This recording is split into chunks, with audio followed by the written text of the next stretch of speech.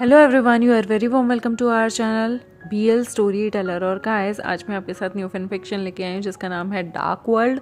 ये fan fiction बिल्कुल वैसा ही जो है जैसे आप पहले आर शेयर्ड ओमेगा सुनते आए हैं या फिर आपने bride of Gusu twin Z सुना होगा। बिल्कुल वैसे ही ये फैन फिक्शन है जहाँ पर वेवुशन हमारा बॉटम है और जो टॉप है वो लेन शिचन और लवांगची होंगे।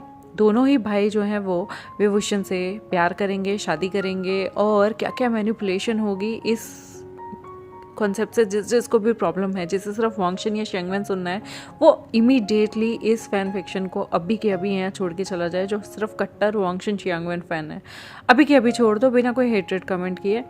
चलिए इसकी समरी को मैं शुरू करती हूँ कि स्टोरी लाइन कैसे है। स्टोरी लाइन ऐसे है कि जो वेवुशन होता है वो बहुत ज़्यादा नेव होता है और वो बहुत ज़्यादा सीधा होता है, जिसे पहले लेन शिचन यूज़ करते हैं और उससे शादी कर लेते हैं और फिर लवांगची उसे यूज़ करता है। यूज़ इन द सेंस उसका फ़ायदा उठाता है, उसके भोलेपन का दोनों ही भाई मिलके बहुत ज़्यादा फ़ायदा उठाते हैं। और यहाँ पर आपको डार्क लेन शिचन, डार्क वांगजी देखने को मिलेगा। एक टॉक्सिक सी लव स्टोरी होगी जो कि लव ट्रायंगल होगा। और कैसे ये चीज़ें टॉक्सिक बनती हैं, क्यों बनती हैं, क्यों वेवुशन लवांगजी के साथ मिलकर चीटिंग कर देता है लेन शिचन पे, और क्या कैसे कैसी प्लॉटिंग होगी, ये सारी चीज़ें हैं। मैं किसी भी तरह की चीटिंग को प्रमोट नहीं करती, इसलिए अगर किसी को चीटिंग से प्रॉब्लम है वो भी ये स्टोरी को सुनना यहीं छोड़ सकता है, ताकि आप लोग बाद में जाकर मुझे उल्टा सीधा ना बोलें कि ये कैसी स्टोरी लेके आए हैं। मैंने आपको एक ओवरव्यू पहले ही दे दिया है कि इसमें चीटिंग है, इसमें जो हमारा वेवुशन उसके 2 पार्टनर हैं, उसके 2 अल्फा हैं, जिनसे दोनों से ही वो प्यार करेगा, लेकिन धीरे धीरे पहले वो लेन शिचन से प्यार करेगा, फिर उसका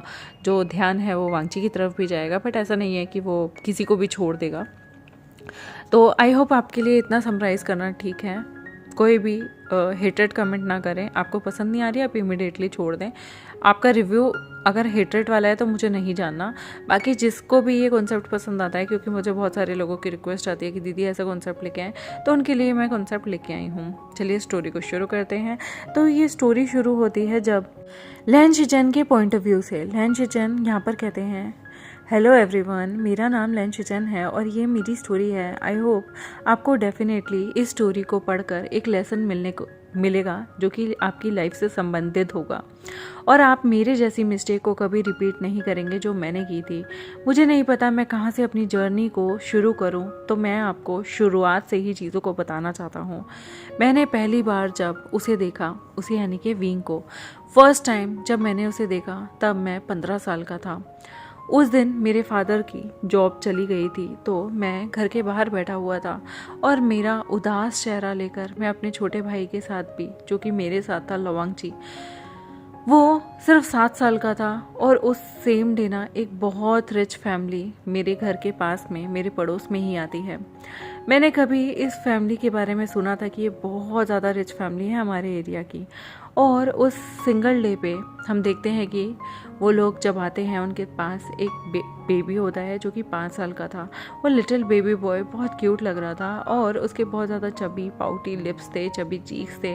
उसकी स्माइल बहुत ज़्यादा कैप्टिव थी जो दूसरों का दिल भी जीत लेती थी। और यहाँ पर वो 5 साल का बच्चा बहुत क्यूट था जिसका नाम था वेवुशन। वेवुशन की स्माइल जो थी वो किसी को भी दीवाना बना दे, इतना ज़्यादा शांति प्रिय स्माइल थी।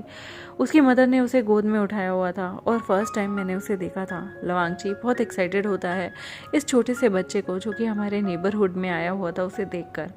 मेरा जो छोटा भाई था ना, उसके ज़्यादा दोस्त नहीं थे और वो इस छोटे से बच्चे को देखकर इतना खुश हो गया था कि वो उससे बात करना चाहता था। लेकिन मैंने तब लवांगची को रोक दिया था, क्योंकि मैं नहीं चाहता था कि अभी एकदम से आकर वो किसी बच्चे को डरा दे। लवांगची बहुत क्यूरियस था, पर ऐसा लग रहा था जैसे वो किसी के साथ जाकर चिपके ना, क्योंकि अभी वो उस बच्चे को, उसके पेरेंट्स को नहीं जानता। लवांगची बहुत सैड हो जाता है जब मैंने उसे उस नए बच्चे से मिलने से मना कर दिया।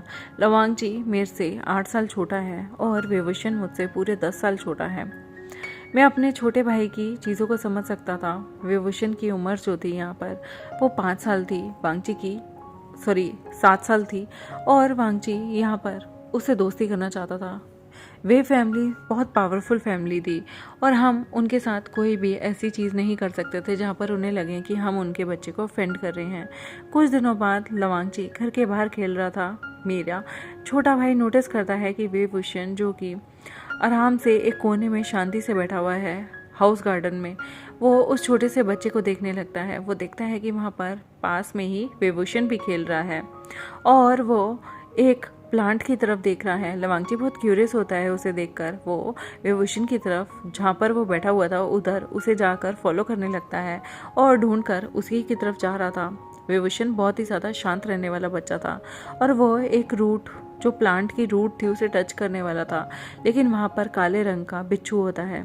लवांगची एकदम से उस छोटे बॉय को उस बिच्छू को टच करने से रोक देता है और मेरा ब्रदर जोर से चिल्लाता है मेरा नाम, गगा, हुआन गगा। मैं तभी के तभी अपने घर में से लवांगची की जैसे ही आवाज़ सुनता हूँ मैं वहाँ पर भागा जाता हूँ। वो मेरे लिए, उस छोटे से बच्चे के लिए मदद मांग रहा था और तब विभूषण को मैंने अपनी बाहों में लिया और हम दोनों लैन भाई जो थे वो उसे लेकर उसके घर में अंदर चले गए। वो विभूषण जो था वो मेरी तरफ तब निहारे जा रहा था, मेरी तरफ ही एकटक लगा के देख रहा था और उसके चेहरे पे एक प्यारी सी स्माइल थी। मैं भी उसको देखकर स्माइल करता हूँ। मैं 15 साल का और वो 5 साल का। ये इंसिडेंट के बाद उसके पेरेंट्स अक्सर मुझे डिनर पे और मेरी फैमिली को डिनर पे बुलाया करते थे। हम वहाँ पर खाना खाने पहुँचते हैं अपनी फैमिली के साथ।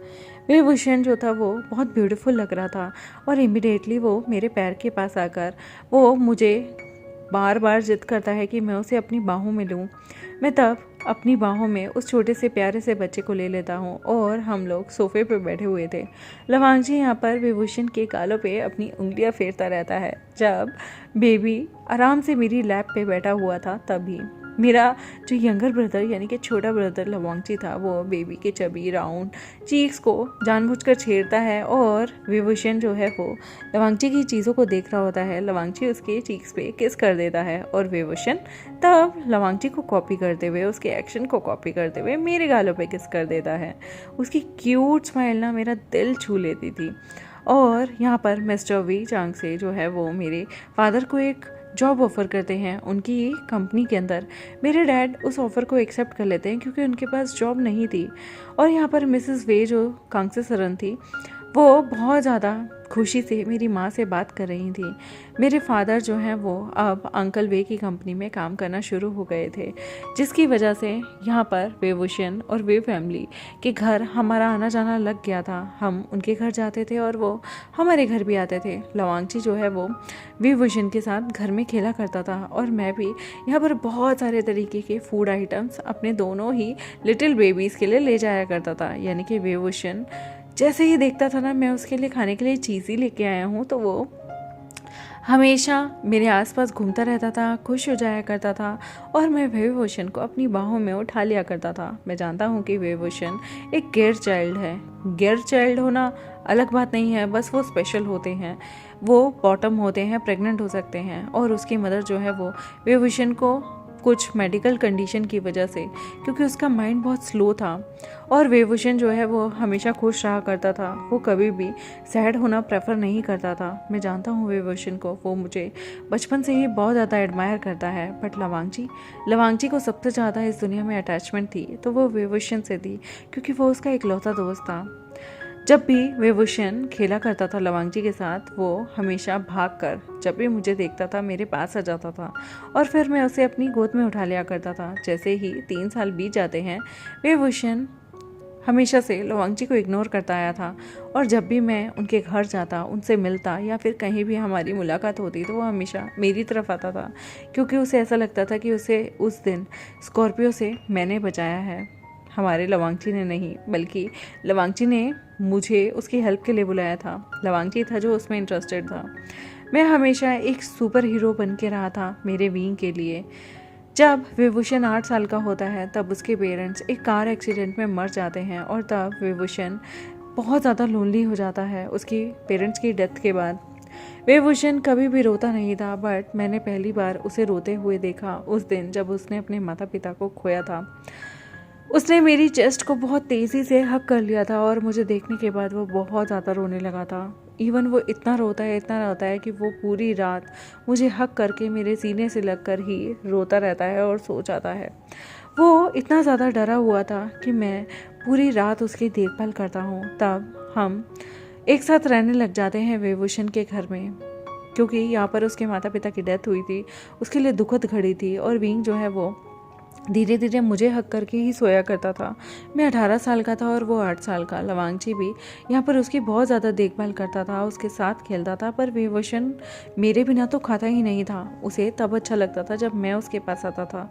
वो मेरे ही हाथों से खाना प्रेफर करता था। लेकिन एक दिन उसके अंकल वेचुन हमारे घर आते हैं और जैसे ही उसके पिता वे चांगसे की डेथ हो गई थी तो सारी रिस्पॉन्सिबिलिटी जो विभूषण की थी वो वेचुन के कंधे पे आ जाती है। अंकल वेचुन यहाँ पर अपने नेफ्यू को लेते हैं और अपने घर वापस चल जाते हैं। विभूषण वापस तो जाना नहीं चाहता था, लेकिन वो मुझसे बहुत ज़्यादा अटैच था, पर उसके अंकल उसे फोर्स करते हैं और उसे फोर्सफुली अपने साथ ले जाते हैं। फिर मैंने विभूषण को दोबारा उस दिन के बाद नहीं देखा। लवांगजी हमेशा रोया करता था और उसे विभूषण की बहुत याद आती थी, बट हमारे पेरेंट्स अक्सर उसे डांट दिया करते थे, उसे कन्विंस किया करते थे और मेरे फादर हमेशा काम पे जाया करते थे। वे कंपनी की इम्पोर्टेंट पोस्ट पे थे और मैं उनके साथ भी। धीरे धीरे मैं बड़ा हुआ, मैं कॉलेज जाने लगा क्योंकि मैं 18 साल का हो गया था और तब वहाँ मुझे एक गैर बॉय से प्यार हो गया जिसका नाम मेंग्याओ था। उस टाइम मैं बहुत इमेच्योर था और मुझे बहुत सारी चीज़ें मेंग्याओ के लिए करनी बहुत पसंद थी, जैसे कि उसे पढ़ाना, लिखाना, उसके असाइनमेंट्स करना, उसके लिए एक्स्ट्रा ट्यूशन्स लगवाना, वो भी मेरे खुद के खर्चे से। और मैं तब पार्ट टाइम जॉब पे किया करता था। ये सारी कहानी लैन शिचन बता रहे हैं कि मैं उस वक्त मेंग्याओ पे किस तरह से अपना पैसा लगाया करता था, उसे बहुत सारी जगह घुमाया करता था, उसे मूवी लेके जाता था, उसे खिलाता था, पिलाता था, अच्छी अच्छी जगह घुमाता था। जब मेरा कॉलेज फिनिश हुआ तो मैंने सोचा कि मैं मेंग्याओ को प्रपोज़ करूँगा और मैं जैसे ही उससे मिलने गया मैंने देखा कि मेंग्याओ बाहों में बाहें डाल के एक रिच मैन के साथ घूम रहा है।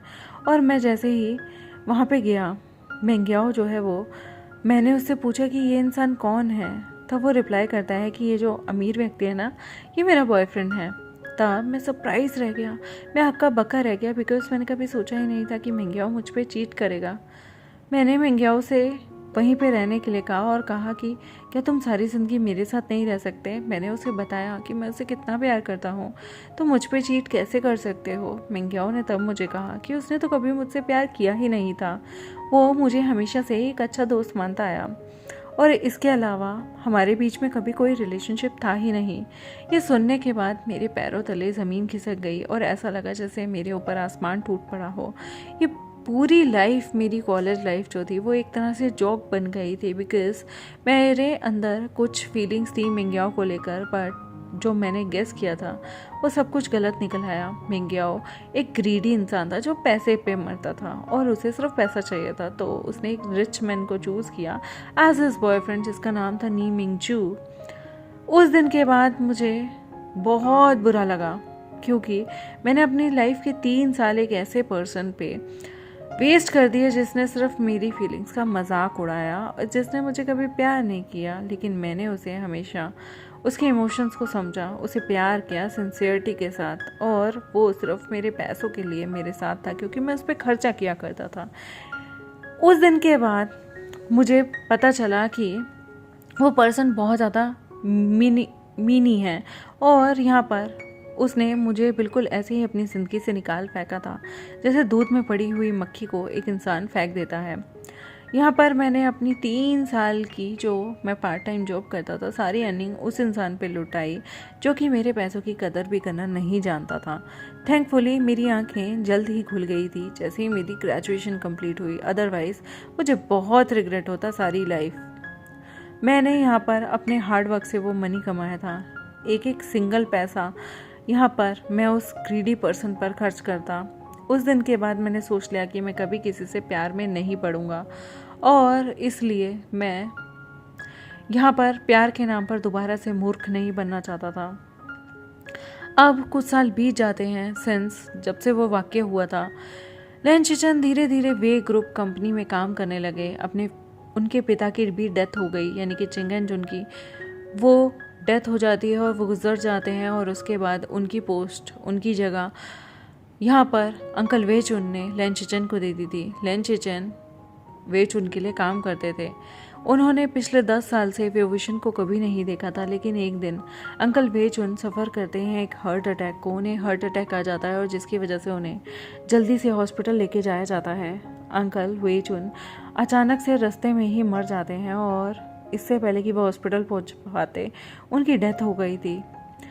उनकी डेथ के बाद उनकी फैमिली मेम्बर्स को बुलाया गया हॉस्पिटल में, लेकिन वहाँ पर उनकी फैमिली के नाम पर सिर्फ एक इंसान था, जो कि सिर्फ 18 साल का उनका ओल्ड नेफ्यू वेवुशन था। जी हाँ, उनका यहाँ पर कोई भी नहीं था, उनका कोई बच्चा नहीं था, उनका जो एक ही वारिस था वो वेवुशन था। पूरे 10 साल बाद मैंने उस दिन विंग को देखा, वो भी पहली बार 10 सालों में। वो बहुत इनोसेंट लग रहा था, बिल्कुल एक छोटे बच्चे की तरह, जैसे कि वो अपने बचपन में चाइल्डिश लगा करता था, क्यूट लगा करता था, बिल्कुल वैसे ही। लेकिन वो वहाँ रो रहा था। जैसे ही मैंने उसे देखा, मैं उसके पास गया, उसके आंसू बिल्कुल मोतियों की तरह चमक रहे थे। लेकिन तब उसने मुझे पहचान लिया और एकदम से मुझे हक करके रोने लगा और कहने लगा, हुआन काका। ये सुनकर मैं सरप्राइज़ हो गया और मैं हैरान था, 10 साल बाद भी इसने मुझे पहचान लिया। आई होप गाइस आपको आज का पार्ट अच्छा लगा हो। जिनको भी ये ट्रायो स्टोरी पसंद आ रही है, सिर्फ उनके लिए है। नो हेट्रेड, बिना किसी हेट्रेड किए हुए। अगर आपको कहीं भी कंफर्टेबल नहीं लग रहा, अनकंफर्टेबल हो रहे हैं, तो आप इस स्टोरी को स्किप कर सकते हैं, बिना हेट्रेड फैलाए, बिना नफरत फैलाए, बिना अपशब्द बोले, बिना ही किसी की फीलिंग्स को हर्ट किए बिना। आई होप आपको चीज़ें अच्छी लगी। तब तक मेरे चैनल को सब्सक्राइब, वीडियोस को लाइक, बेल आइकन को प्रेस कर दें। मिलते हैं आपसे नेक्स्ट एपिसोड में, तब तक के लिए बाय बाय। और जिन लोगों को भी वांगशिन चियांगमेन सुनना पसंद है, तो उनके लिए ऑलरेडी मैं एक स्टोरी शेयर कर रही हूँ। गाइस, इस स्टोरी की स्लो अपडेट होगी, क्योंकि ये स्टोरी अभी ऑन गोइंग है, ये मैं अभी लिख रही हूँ, और जैसे जैसे मैं इसके पार्ट लाया करूँगी, आप लोगों के साथ शेयर कर दिया करूँगी। Thank you very much, bye bye.